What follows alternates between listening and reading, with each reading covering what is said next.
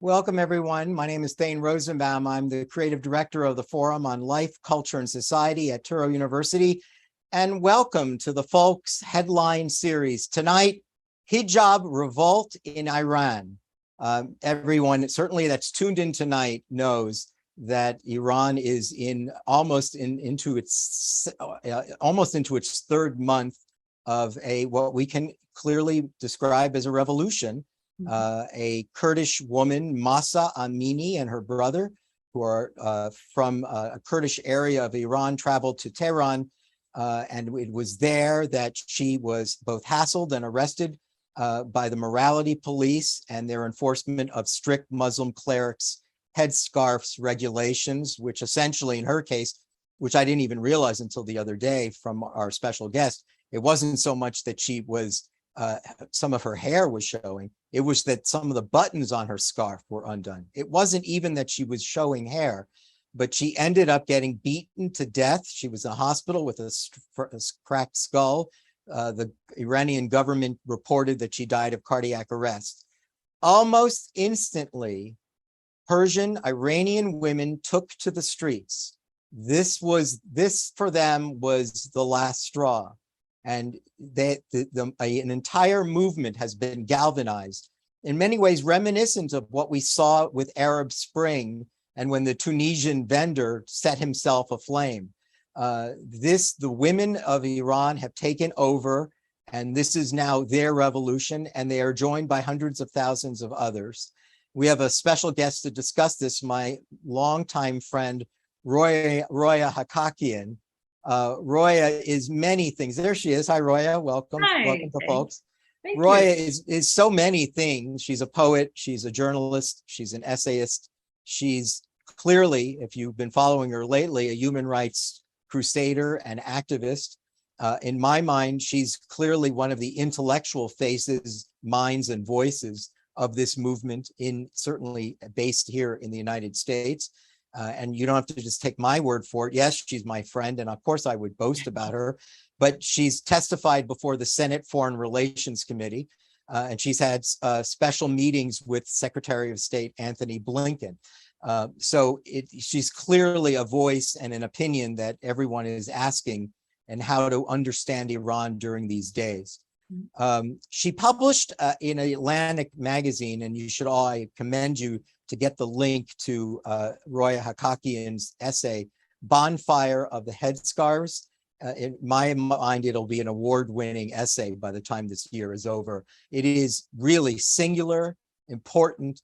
The voice is clear, and the moral courage and the moral integrity is so apparent in every sentence. She's also the author of several books. Journey from the Land of No is my favorite, but they all deal in very much as an Iranian and as also a woman and as an immigrant. If you're watching us live on YouTube, welcome. Thanks for watching our channel.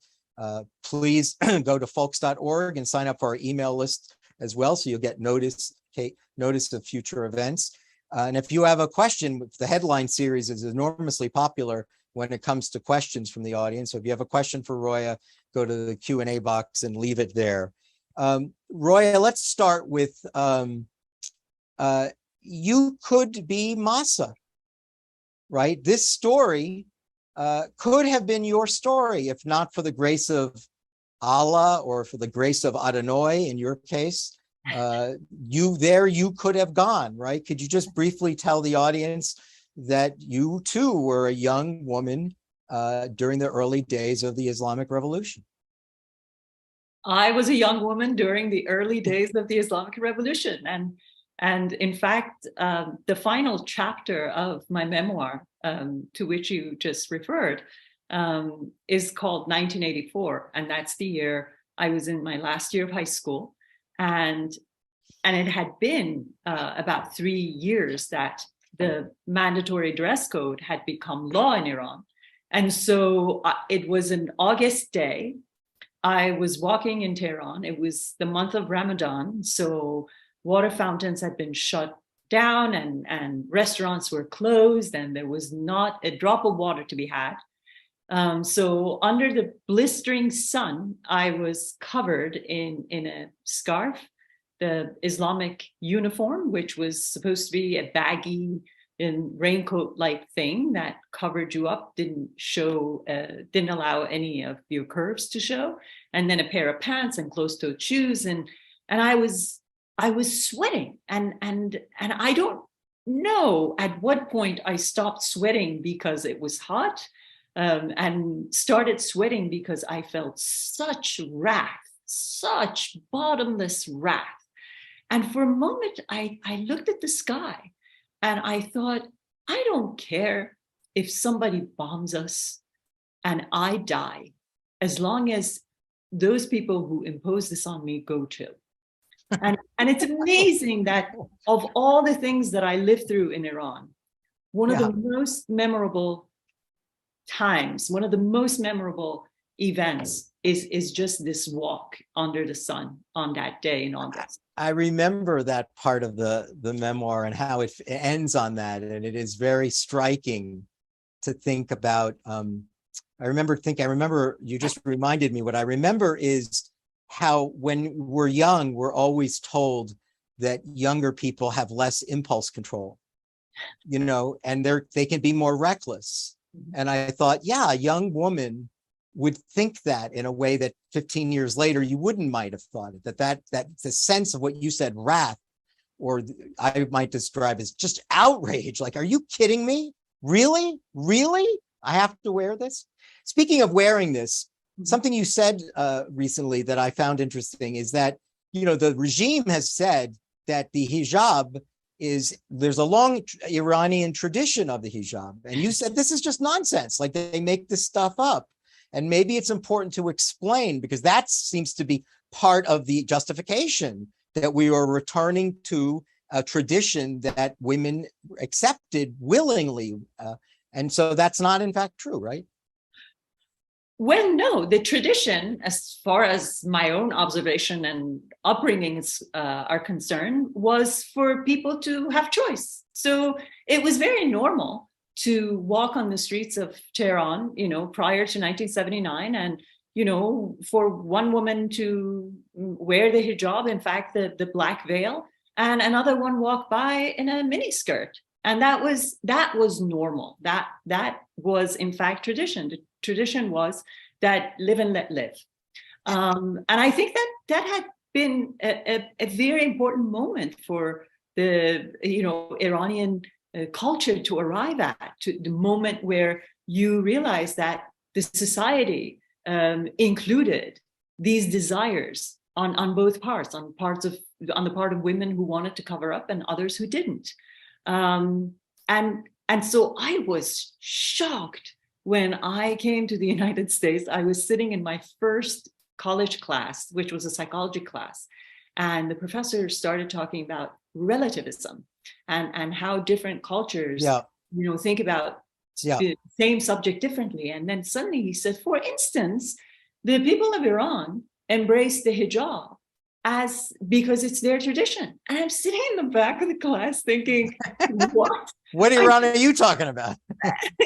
I just ran away from all that. So I think, if I may fast forward this conversation just a bit, I think one of the very important things that this movement has achieved already is to relay to the world that this is not tradition, and it is not the way religion ought to be exercised.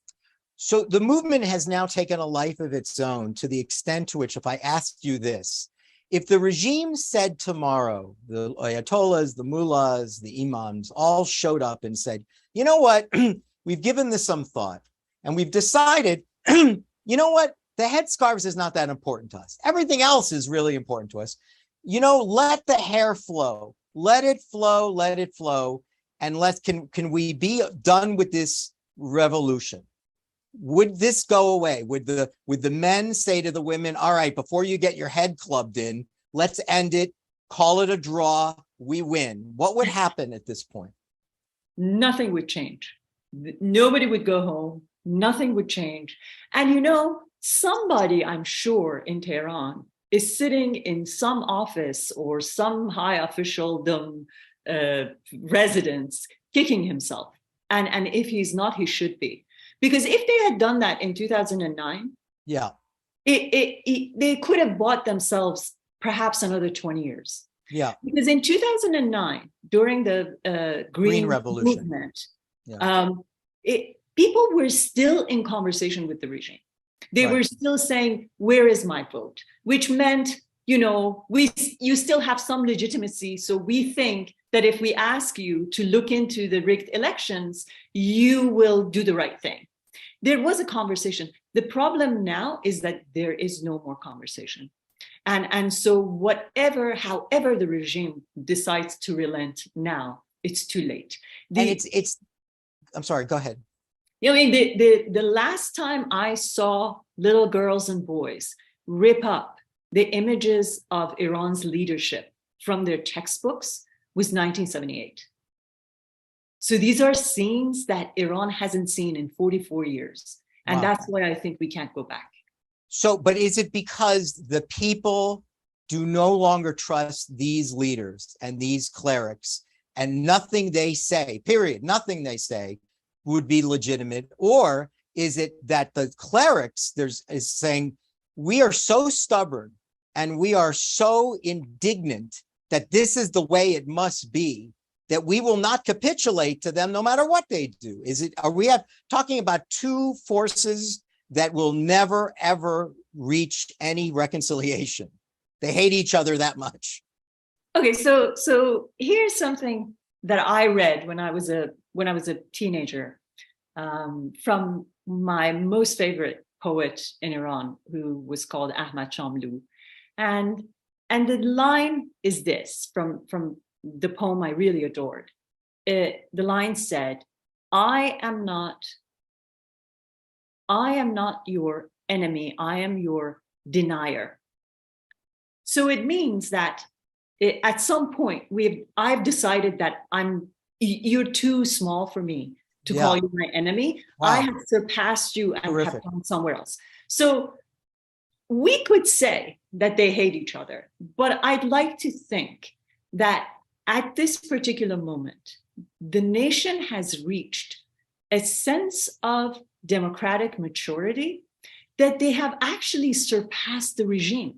That is why I think, you know, when they go to the street and they say death to the dictator, and they're no longer saying or taking the positions that the nation took in 1978. Because remember, in 1978, you had the religious conservatives on the right, and you had the Marxists and the leftists on the left.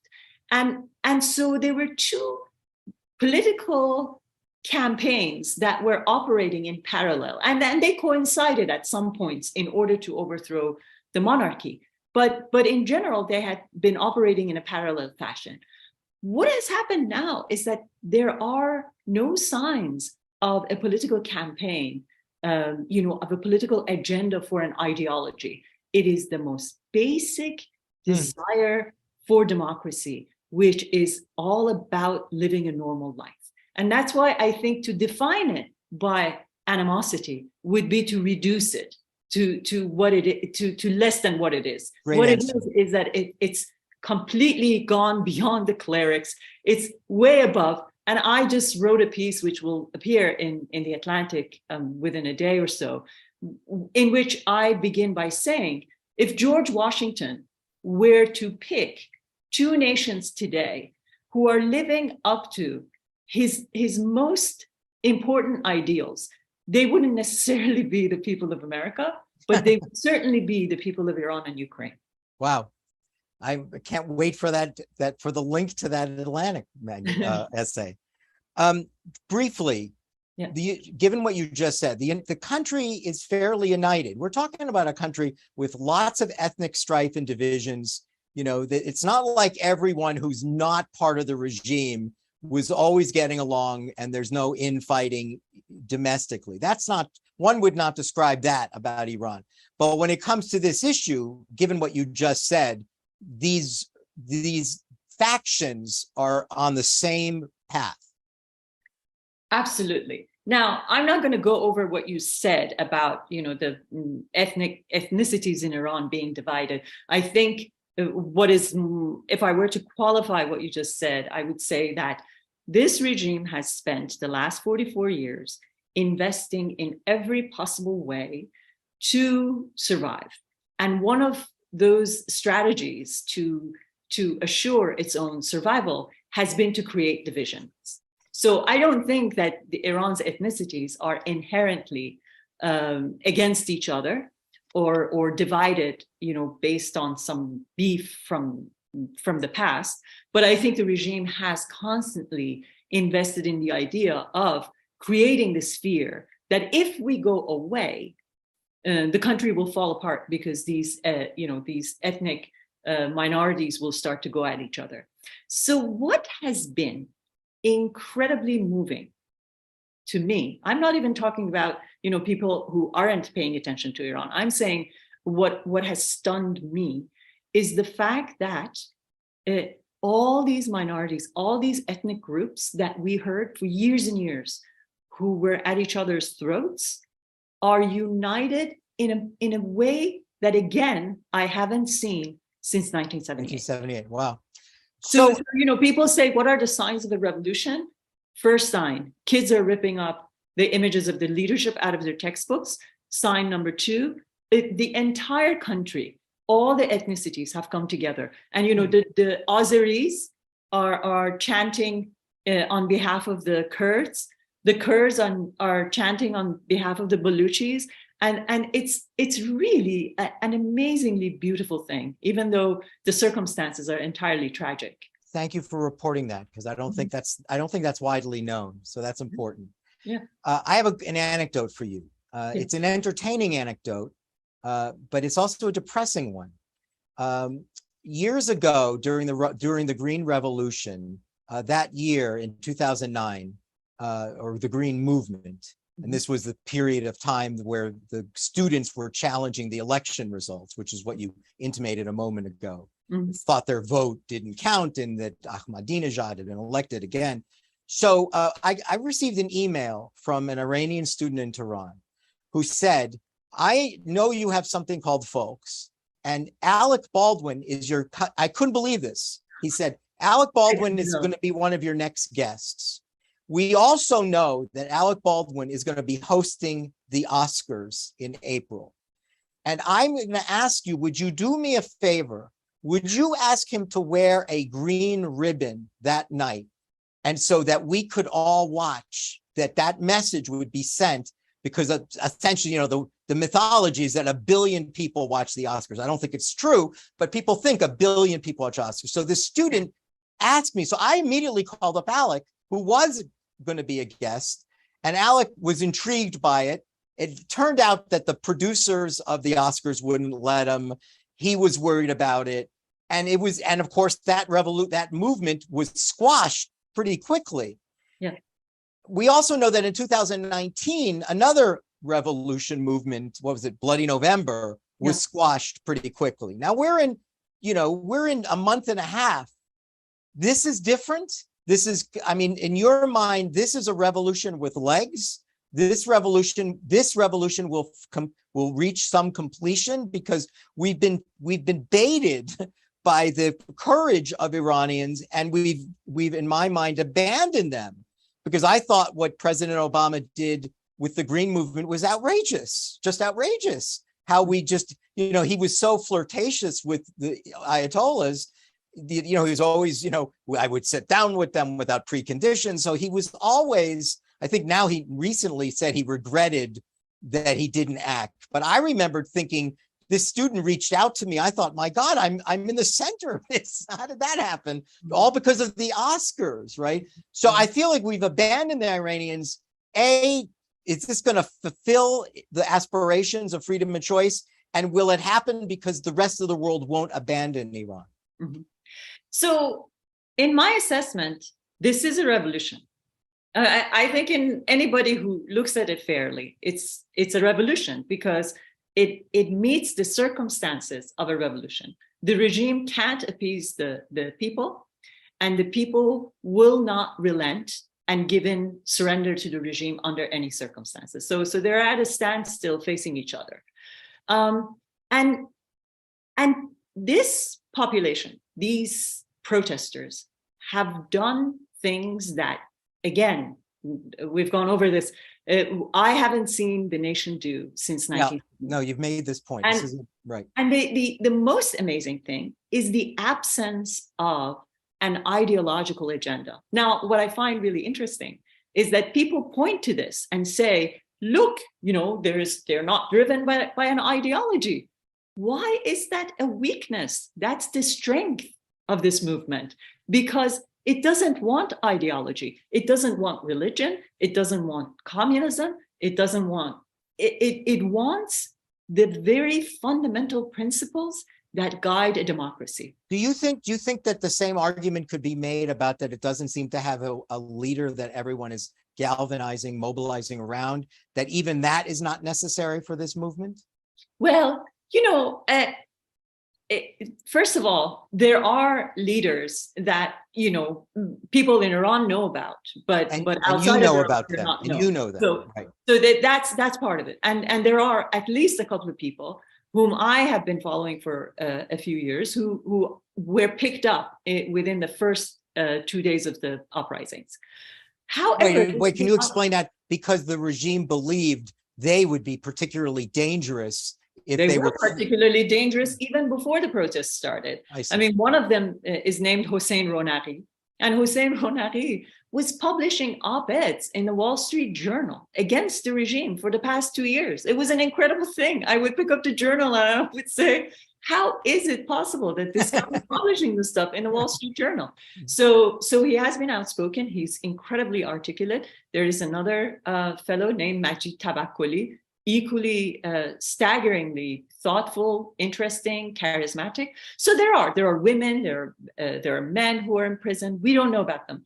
But another argument that I want to make here is that what do we have in the 21st century that works like the stuff we had in the 20th century? Our phones don't work the same way. We don't go to school in the same way. We don't go to work in the same way. Why do we think that people around the world are going to conduct revolutions in the same way? So I think we just have to accept the fact that all the business models for everything as we had known it have fallen apart. And we have to accept that there are ways in which things work that they never did before. For instance, one of the most effective means at the hands of the protesters thus far has been all the digital hacking that has been going on. Yeah. They hack. The evening news was being broadcast on the Channel 1, the government's official television broadcast, and all of a sudden they hacked into it, and it was the image of the supreme leader in the fires of hell on flame, saying, Mahsa Amini, Mahsa Amini, Mahsa Amini, and they had to cut to commercial. So we can't expect to see things, any event unfold in the way that they unfolded in the past.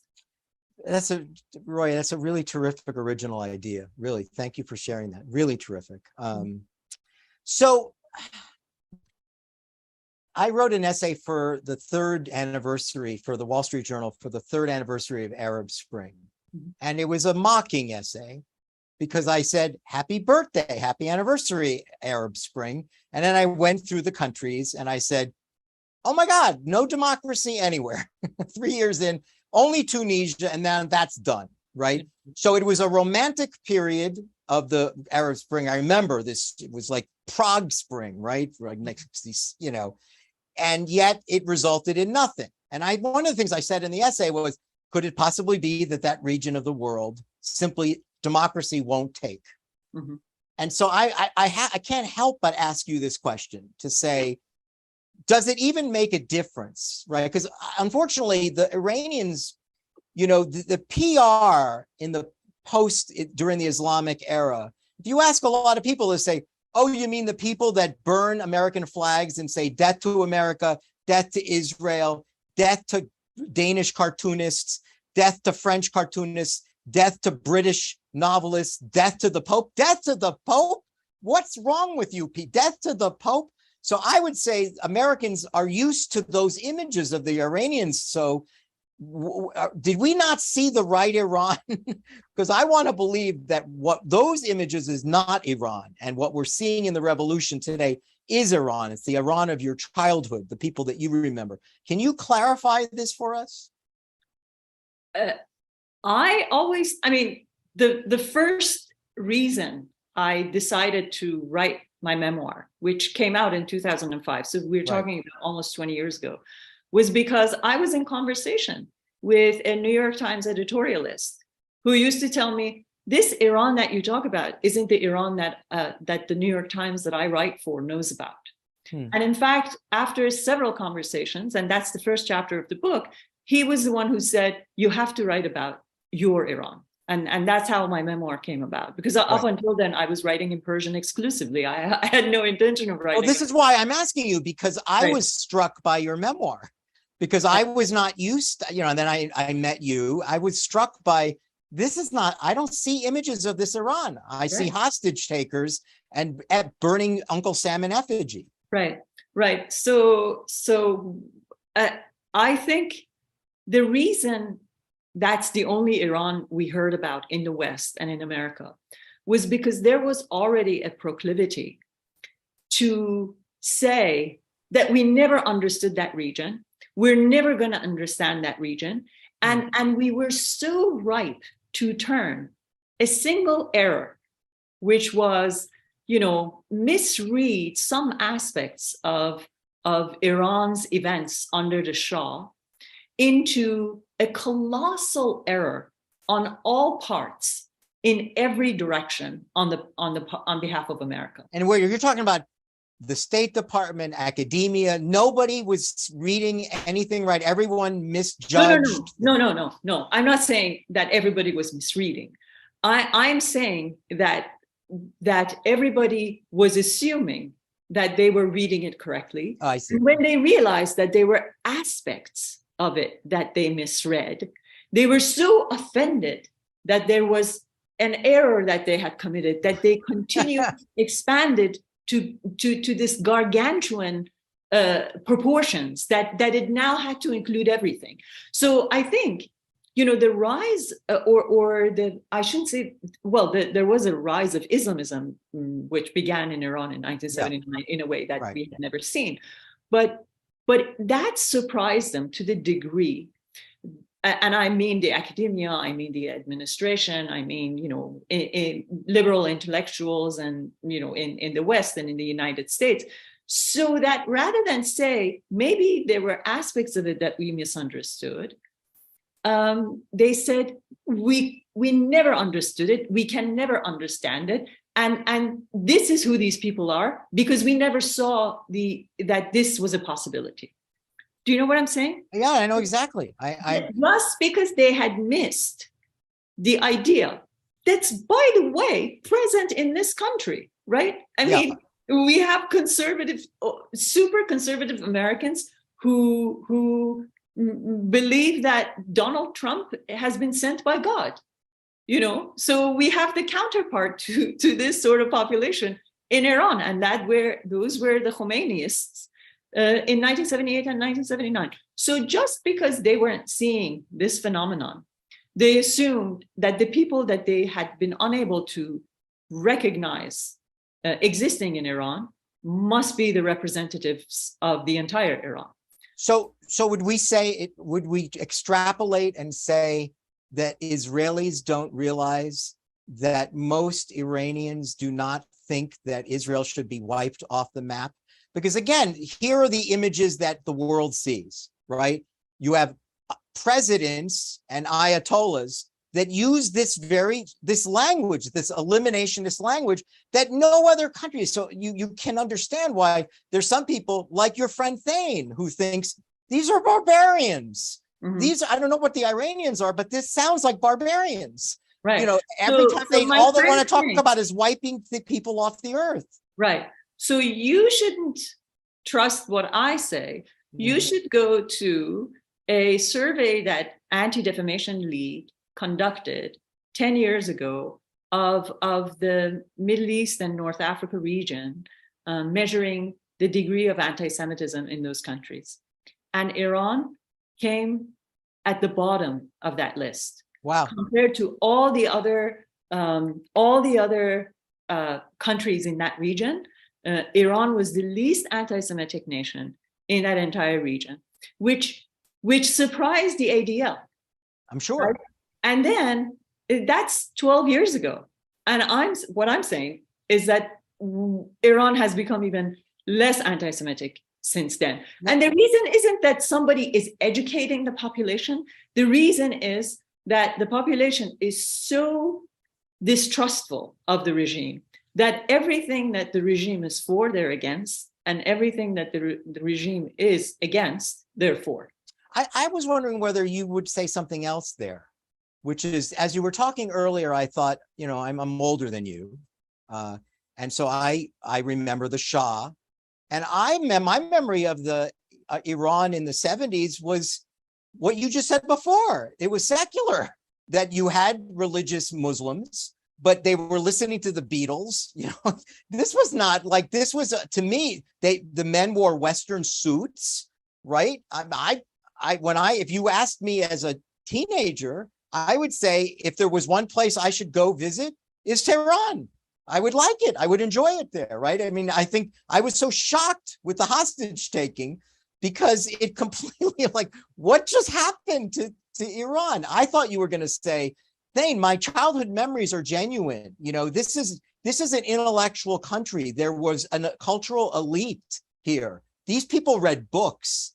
You know, when you talk about, you know, what is it, 50, 60% of Egyptian women can't read. They're illiterate. You said, this is not Iran. People go to universities. This is a whole different, the revolution has tainted the image of what Iranians are. But, you know, we are the great Persians, for God's sakes. You know, we gave the Greeks a run for their money. You know, don't forget who we are. And I think that we have forgotten who we are. I was hoping that you would sort of make this point. As you said, exactly. but I also want to add that the image that came to the West, or the West took away about Iran and Iranians after 1979, paired with the proclivity of Western liberals towards self-flagellation, you know, a deep desire to think that everything good that happened was someone else's responsibility, but everything bad that happened was the responsibility of some American misunderstanding or misdoing. And I'm sorry, this goes to the core of being opposed to American exceptionalism, being, you know, associating America with colonialism. You're saying it's all in that camp that we hear more and more of. Actually, I think it's the flip side of colonialism, in that when we were colonialists and proud of it, we thought that nothing good happens in the world except if we do it, or if we're leading it.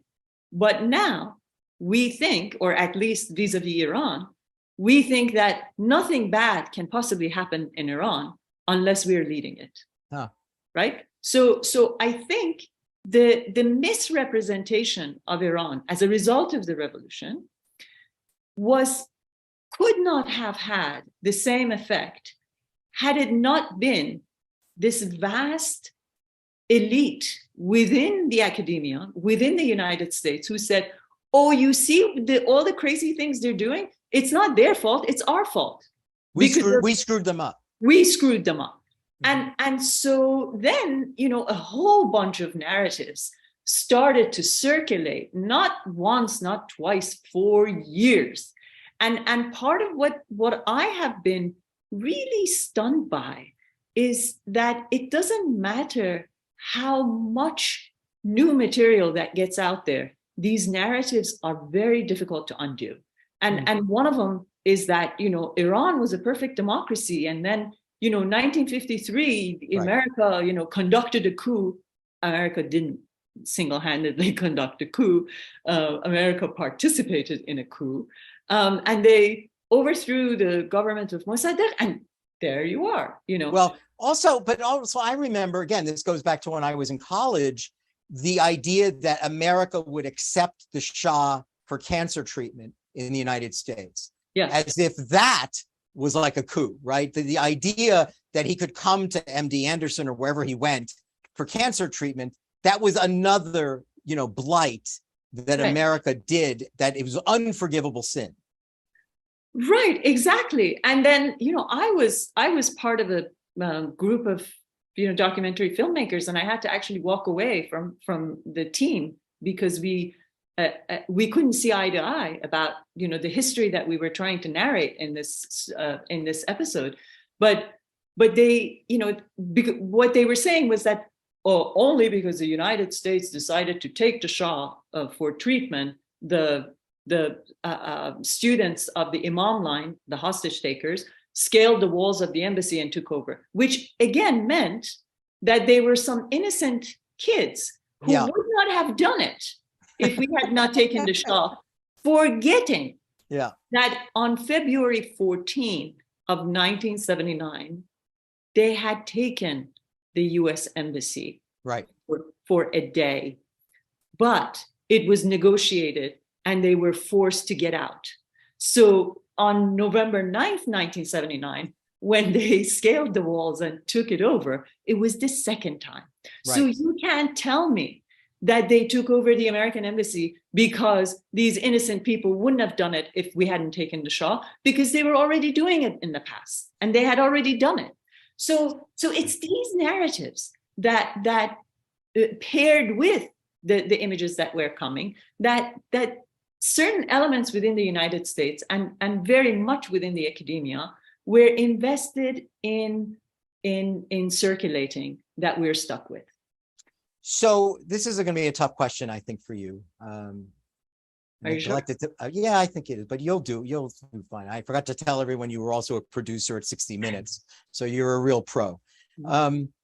You've testified before the Senate Foreign Relations Committee. Yeah. You have spoken directly to Secretary of State Anthony Blinken. Do our government leaders understand what's going on? Are they buying anything you're saying? Are they hearing misinformation? We always hear the words misinformation. I worry because I see guys like Blinken. I mean, you're way more diplomatic than me. If I was in the room, I would talk to Blinken about the original Iran deal and how insane were you at that time? What were you smoking, Mr. Blinken? So, but of course you wouldn't say that, but I would say that. But I'm saying that I look at them and I say, well, that's like the Iran deal too. The same team is back in the Biden administration. So I worry that they really just don't know what they're looking at when they look at Iran. And when they hear you, I worry that they say, yeah, she's really smart and interesting, but we have to reject her advice. Well, I don't know what's going on in their heads, but I can tell you that we met at the State Department with, Blinken and all the top brass involved in Iran work. And we were 5 women, and at least 4 of us said, beyond any reasonable doubt, that what was going on in Iran was a revolution. Mm-hmm. And that if they're unable to entirely abandon the negotiations with Iran over the nuclear agreement, they should at least pause it until the regime ceased the violence on the streets against the protesters, right?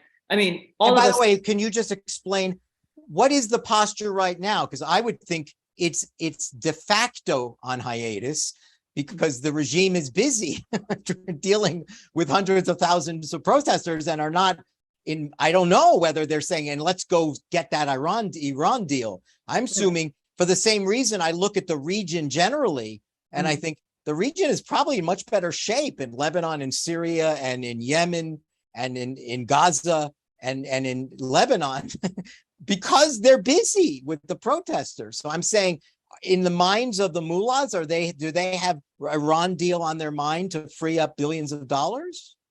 I am sure some, because it involves millions of dollars, there are some of them who are interested in doing this, but I don't think the regime has the bandwidth. But I think Iran's grave error of the past month, even gravest than what it's doing to protesters on the streets of Iran, is to have gotten involved in the war against Ukraine.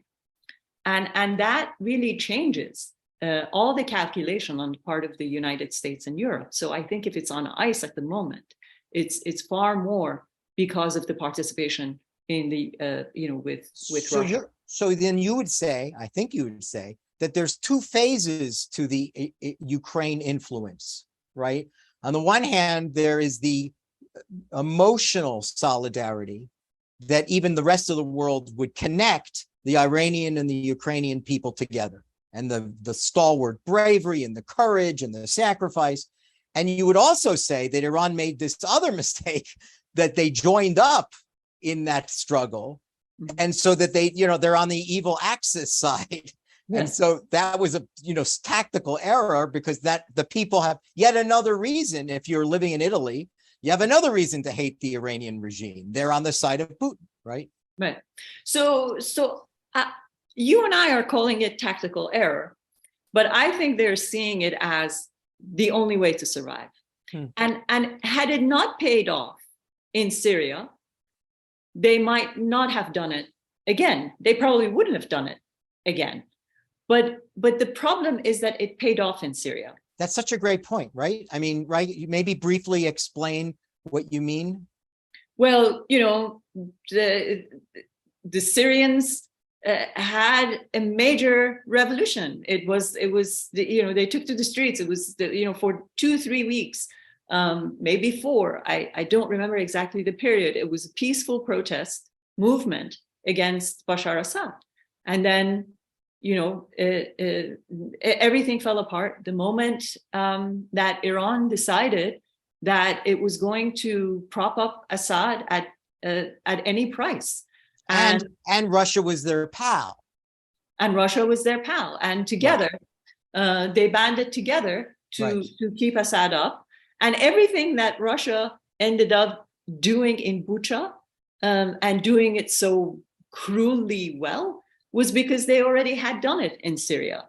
They had done it in, to various cities in Syria. So they just had a playbook that they were reading off of, and they were repeating. So you and I say that Iran made a tactical mistake. Iran is thinking, this is not a tactical mistake. We did that together successfully, so we're going to do this together successfully. So they're either going to sink or swim together. And by God, I hope that it's going to be sink. And they must have also said, despite all of the talk of Assad gassing his own people, in the end, Obama drew one line, then he moved the line. There was no real humanitarian intervention. There were some coalition forces, but not really. And so they're thinking, what's the risk? What's the consequence? Syria is a very good example. And we got away with it. And they're our pal. Why would we not just join up with our pal again? And the world won't care. And by the way, for people who are opposed to the original Iran deal, they would use that as yet another example, that in the end, they negotiate with us. They're afraid of us. In the end, they're going to lift the sanctions. In the end, they're going to do deals with us. We don't have to really modify our behavior. We will enrich uranium no matter where we are. We'll put it in the mountains.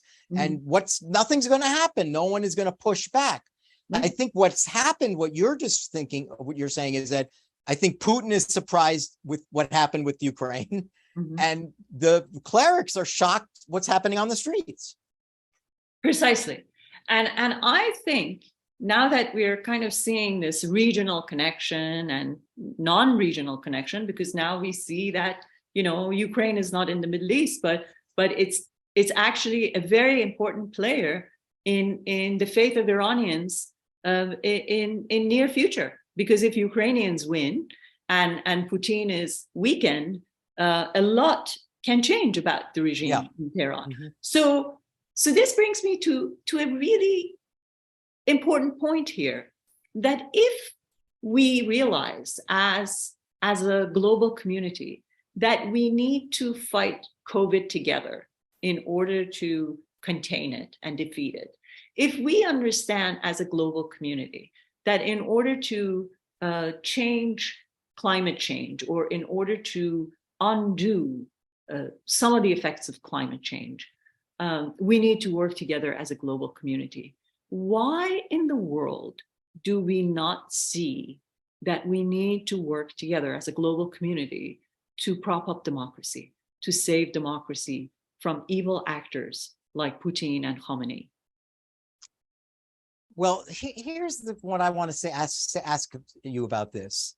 I hear that, and I go back to what I said about Arab Spring, because I hear that and go, I'm talking to my buddy, Roya Hakakian. She is, you know, everything about her. She's intellectual. She's highly educated. She understands what democracies mean. She's a feminist, right? And I'm thinking, does she actually think that we could prop up democracies in Iran? In other words, is it possible that we could topple the regime and that the women who have sacrificed for this movement and are fighting for freedom and choice, in the end, won't get freedom of choice? They might just get another look to another dictatorship, not theocratic, but maybe something else. Is that, I'm saying, I hate to sound so cynical, but I look at that side of the world, you know, and I think, you know, what's next for Iran? What's possible? Okay, so I don't want to comment on Arab Spring. It will take us away from this conversation. I don't want to talk about why that failed. But I'm going to tell you something that I think changes, I hope, our conversation about Iran, which is that this event, which we're calling a revolution in Iran, has a 110-year history. Iran began its quest for constitutionalism in the early 20th century. And it was a face-off between the secular population of Iran, who wanted a European-style constitution, and the clerical Iran that didn't want for the influence of the clergy to not be actually written into the law, into the constitution. So in every possible way, you can look at this history and say, this movement has reached maturity in a way that all other movements, including, by the way, the American Revolution, which began in 1776, but it didn't really become what it was meant to become up until the Civil War. We too, as Iranians, have been on a same trajectory to move from what, you know, the revolution that began, the constitutional revolution that began in the earlier 20th century, to come to this moment, which I call the absolute moment of the maturity of a movement that has been in the works for over 100 years. Now, can we say that the same thing has been working within, you know, Tunisia and Egypt and all the other nations in Arab world that, you know, try to bring about a revolution? I don't know. You know, that's a different conversation. But I think in Iran there is this trajectory that the nation has been on, and this is the point of full maturity. And that's why I think, whether we want it or not as Americans, they are doing the overthrowing of the regime. We don't have to do it. They don't want us to do it because they're doing it.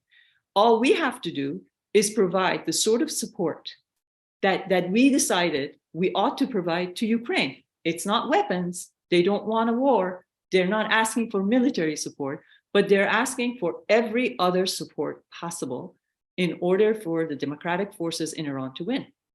I know that so much of the movement is dependent on social media and the internet.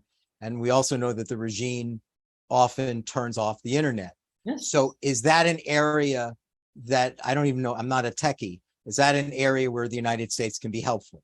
Sure. I mean, it's hugely important. I mean, it's like turning off a water faucet. When they don't want it, you have nothing.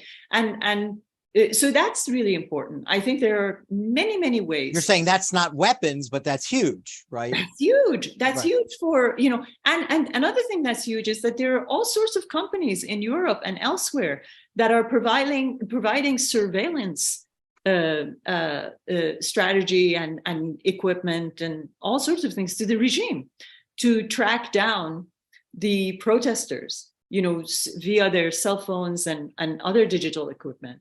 Let's crack down on them too. So there is a lot we can do. We don't have to worry that they're asking us to do military intervention. They're not. We don't have to worry that they're asking us to overthrow. No, they're doing it. There are people who are actually empty-handed, walking right up to the riot police that has, that is fully armed. They're asking us to do everything else possible to support them. And for the love of God, why is that not absolutely vital for the health of our own democracy and democracy everywhere? Let's take some questions from the audience. That was a wonderful answer, Roya. This comes from Layla Hekmati, and she asks, and this is, in a way, picks up from what you just said, because she's, I think, asking, what are the concrete steps we can take here in the West? And I think she's referring to individuals, not necessarily government, because she then goes on to say, to support the people of Iran. For instance, I try to go to every protest. I sign any petition, but I still feel so helpless. Mm-hmm. So here's a question, not for the Secretary of State, but for Layla Hekmati. What kinds of things can individuals do? I have to say, tune into social media, because everybody comes up with all sorts of really interesting things. Like 2 days ago, I saw a post by a young Iranian saying that from this moment forward, especially during the period of the elections, I'm going to conduct a sit-in in front of the US Capitol, nonstop. So, people are doing all sorts of interesting things. But thankfully, you are old enough to remember, but during the hostage crisis, I was in Iran in 1979 and 1980. But, when I came here, I realized that, learned that Americans had put on a yellow ribbon, around their trees and, on display publicly to signal to each other that they were keeping the hostages in their minds. Let's come up with, some sort of flag, some kind of purple ribbon or something, just to show, remind ourselves and also provide moral support for Iranians that we're thinking about them. And by the way, when was the last time that our feminists and our little girls had other women to look up to in a way that we look up to these women for the courage they're showing? This drives me nuts, so don't get me started here. I know. I mean, look. Drives me nuts. We have to do this. We need to support them, but not just because of them, because of us, because we have forgotten what it means to be a human community. Exactly. We have forgotten what it means to stand by fundamentally important human principles that can change not just their lives, but our own, because we have fallen out of touch with them. But I'm going to get to another question, but I wonder, when I hear you and I think, well, how many of those people over the last 3 years are just terrified to be thought of as an Islamophobe, right? Like that they could actually end up being, the feminists should be saying, I stand with the women of Iran. I stand with the women of Iran. But, one of our guests, we had Ayaan Hirsi Ali years ago, and we needed bomb-sniffing dogs. It took us 20 minutes to get it started. She received a 20-minute standing ovation. This is a woman who's standing up for the women of Islam, but she's an Islamophobe because she's standing up for the women of Islam. So I'm wondering, is that another reason why feminists, because it just drives me nuts. I would think feminists in the United States would be banging on the desks, on cars, on behalf of the women in Islamic societies, banging away. And instead, I think they're worried about being called an Islamophobe. Here's a question that fits to something you just said before, when you talked about what they're asking, This person, Randy Waltuck Barnett, says, how violent will this revolution become if when it takes hold? Now, you said it's already a revolution. While the pen is or may be mightier than the sword, will the current leaders really succumb without a fight? The reason this question is important is because we got used to the mighty Ukrainians who were willing to just sacrifice limb every day. And is that what we should be expecting? Is it possible that the Ayatollahs could act in the same way as Putin? Is it possible that the Iranian women will start, arming themselves? What is it that what are we going to look at here?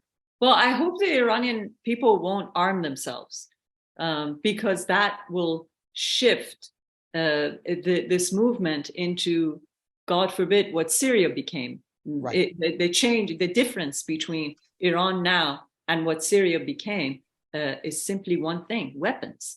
And once Iranians become armed, this goes from a peaceful revolution and goes into the territory of civil war. And then the international community will wash its hands off of it because it becomes a civil war. So it's the worst thing that could happen.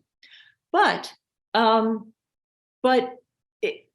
we have heard from the protesters over and over again that they're not going home. And because they're not going home, and because I think Iran at the moment is an extension of Ukraine in terms of their democratic plight, we need to do whatever we can to support them. And what else is there to do? Right. Other than that. Yes. Right. I mean, there should be nothing else for us to do. Roya, I must tell you, you have such an important voice, and I am so proud to be your friend, especially at this time in world history. And, I'm sorry, I hate to use the cliche, go girl. I mean, seriously, this is a woman's movement. And I think how fortunate Iran has, in my mind, that they not only have these extraordinary women who have had enough and are taking the lead, and then there are extraordinary women here in the United States. And I'm pointing to my friend Roya in particular, who is an articulate champion, an articulate voice, and a way to explain this part of the world, because I think we did a good job tonight to actually clarify what we're really looking at when we've been looking at Iran for 40 years. Like, what have we been looking at? And I think that you did a really good job of that, because I push that side because we haven't seen a human face. Mm-hmm. We don't see it. And I don't know if that's the media's fault. I don't know if it feels like somewhat of the United States. It's like, I think you made that point earlier. It's like we gave up on Iran. Mm-hmm. It's like we gave up. We said, we just can't deal with that. Whatever. They just burn stuff. But it's now they're burning scarves. But now they're burning, right? They're burning the right stuff. Yes.